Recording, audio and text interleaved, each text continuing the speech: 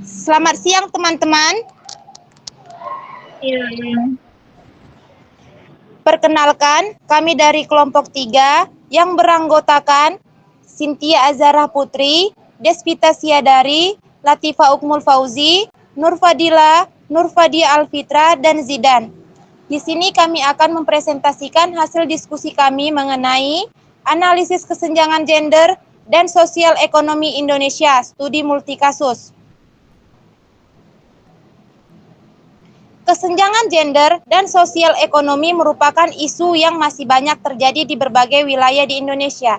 Studi kasus ini berfokus pada analisis kesenjangan gender di 3 konteks berbeda. Yang pertama itu pada lingkungan kerja formal di Indonesia, yang kedua sektor ekonomi kreatif di desa Pakse Bali yang berada di Bali, dan yang ketiga itu ada akses pendidikan bagi anak-anak petani di Kabupaten Purworejo yang terletak di Jawa Tengah. Hal ini menunjukkan urgensi untuk mengatasi permasalahan ketidaksetaraan sebagai salah satu target Sustainable Development Goals atau SDGs yang harus dicapai pada tahun 2030. Baik, selanjutnya akan dijelaskan oleh teman saya.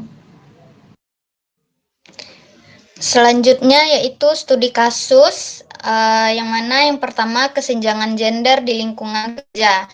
Berdasarkan temuan yang dipaparkan dalam The 12 Gajah Mada International Conference of Economic and Business tahun 2024 di Yogyakarta, perempuan di lingkungan kerja Indonesia itu masih menghadapi diskriminasi yang signifikan. Nah, penelitian yang disampaikan oleh Prof. Alina di Universitas Women Indonesia mengatakan adanya kesenjangan gaji dan karir yang menyatakan bahwa antara laki-laki dan perempuan. Nah, selain itu juga perempuan menghadapi risiko pelecehan seksual yang tinggi di tempat kerja. Nah, dalam penelitian juga menunjukkan bahwa perempuan itu masih kurang terwakili di posisi eksekutif dan kepemimpinan di perusahaan, terutama itu di bidang industri akuntansi dan audit, yang mana perempuan itu lebih sering tidak mendapatkan promosi dibandingkan dengan rekan kerja laki-lakinya, meskipun mereka itu memiliki sama-sama kualifikasi yang setara. Selain itu juga perempuan dihadapkan pada peran ganda antara tanggung jawab pekerjaan profesional dan tugas domestik.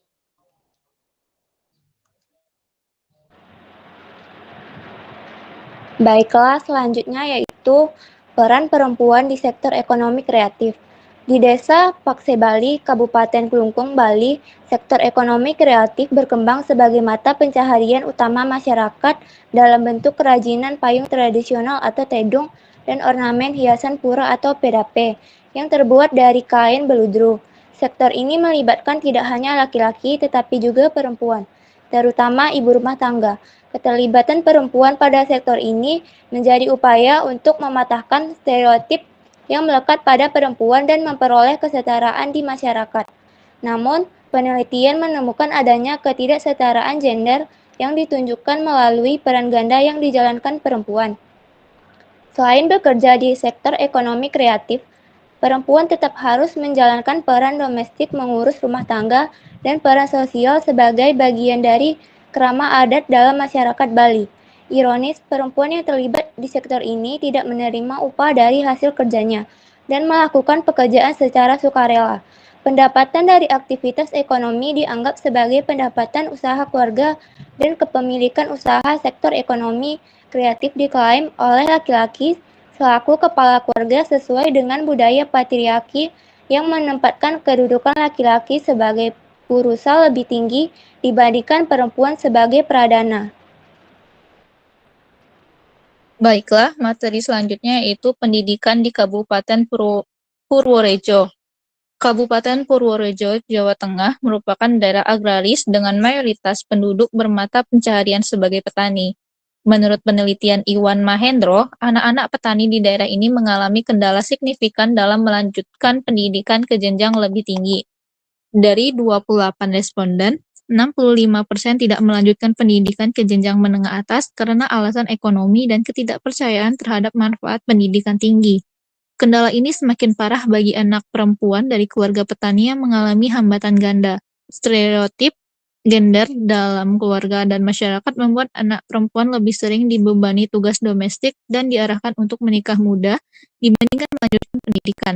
Situasi ini tercermin dari ungkapan seorang responden perempuan berusia 16 tahun yang mengatakan, "Saya tidak sekolah lagi karena ibu bilang lebih baik bantu masak dan jaga adik di rumah.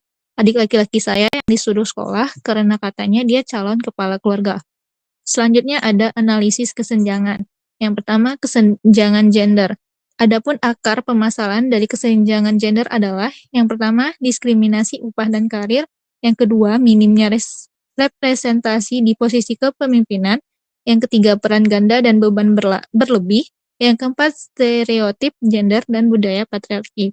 Selanjutnya, kesenjangan sosial ekonomi. Adapun akar permasalahan dari kesenjangan sosial ekonomi adalah yang pertama, akses pendidikan dan pelatihan, yang kedua, keterbatasan akses sumber daya dan ekonomi.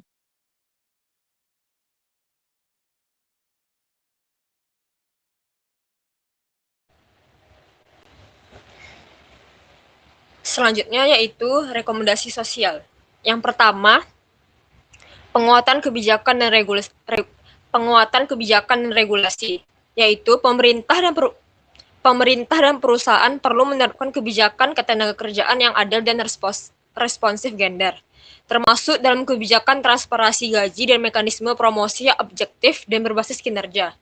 Selanjutnya, penguatan perlindungan hukum terhadap pelecehan dan kekerasan seksual di tempat kerja dengan menciptakan mekanisme pelaporan yang aman, konfidensial, dan efektif bagi korban. Yang ketiga, ada implementasi kebijakan yang mendukung keseimbangan kehidupan kerja seperti cuti melahirkan yang memadai, cuti ayah, dan pengaturan kerja yang fleksibel. Dan yang terakhir, ada memastikan program bantuan pendidikan seperti program Indonesia Pintar atau PIP benar-benar sampai kepada keluarga yang membutuhkan, terutama di daerah pedesaan dan pertanian. Rekomendasi yang kedua yaitu pemberdayaan perempuan dan kelompok rentan, yaitu menyediakan program pelatihan dan pendidikan yang fokus kepada pengembangan keterampilan kepemimpinan dan teknis bagi perempuan. Yang kedua ada mendorong partisipasi perempuan dalam posisi kepemimpinan melalui program mentoring, jaringan profesional perempuan, dan kebijakan afirmatif. Yang ketiga ada memfasilitasi akses perempuan terhadap sumber daya ekonomi seperti kredit makro dan peluang kewirausahaan. Yang keempat ada mengembangkan pendidikan kontekstual dan vokasional di wilayah agraris yang relevan dengan kehidupan masyarakat pedesaan. Rekomendasi yang ketiga yaitu perubahan budaya dan kesadaran. Yang pertama ada melaksanakan kampanye kesadaran gender untuk mengubah stereotip dan norma patriarki yang menghambat kesetaraan. Yang kedua ada melibatkan laki-laki sebagai mitra dalam mempromosikan kesetaraan gender. Yang ketiga ada memberikan edukasi pada masyarakat adat tentang pentingnya kesetaraan gender. Dan yang keempat ada menciptakan role model dan mentoring bagi anak perempuan dari keluarga petani untuk melihat manfaat pendidikan dan motivasi mereka. Dan rekomendasi yang terakhir yaitu dukungan sosial dan infrastruktur, yaitu menjamin kesehatan dan kesejahteraan karyawan perempuan, termasuk menyediakan fasilitas pendukung seperti ruang laktasi, penitipan anak, dan layanan konseling psikologis. Yang kedua ada mengembangkan sistem perlindungan sosial yang komprehensif untuk melindungi perempuan dari kerentanan ekonomi, terutama dalam situasi krisis. Yang ketiga ada memperbaiki infrastruktur jalan dan transportasi menuju sekolah, terutama di desa-desa terpencil. Dan yang terakhir ada mendorong kolaborasi dengan lembaga swadaya masyarakat atau LSM dalam memberikan pelatihan keterampilan mentoring dan beasiswa lokal untuk melengkapi program pemerintah.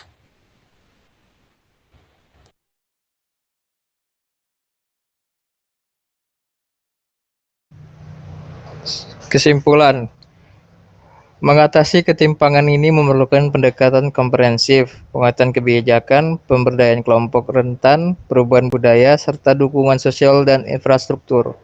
Kesetaraan bukan sekedar isu keadilan, tetapi investasi penting untuk pembangunan berkelanjutan. Masyarakat yang lebih setara cenderung lebih stabil, produktif, dan sejahtera.